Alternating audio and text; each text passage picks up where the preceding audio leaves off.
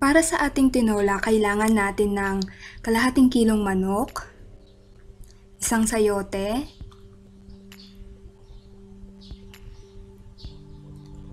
malunggay, depende sa dami na gusto nyo,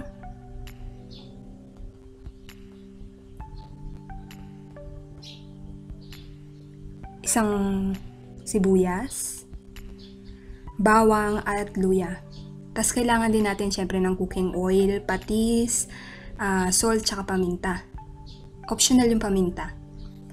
Sa isang pan, igisa muna natin yung garlic, tapos luya at sibuyas. Ngayon, pag naaamoy nyo na mabango na yung pagigisa, pwede nyo na ilagay yung manok. Tapos pag yung manok medyo golden brown na siya, lagyan na natin ng tubig. Siguro mga 4 cups. Tapos iwan natin ng 10 minuto. Tapos ng 10 minuto, pwede natin lagyan sayote at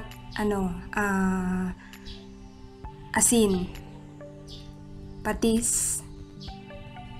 Tapos iwan mo ng 5 minutes. Yung paminta optional. Tapos after 5 minutes, di luto na. Check natin yung diba? Sayote. Lagay na natin malunggay. Tapos leave mo lang siya ng 3 minutes. Tapos na yan. Ayan. Enjoy!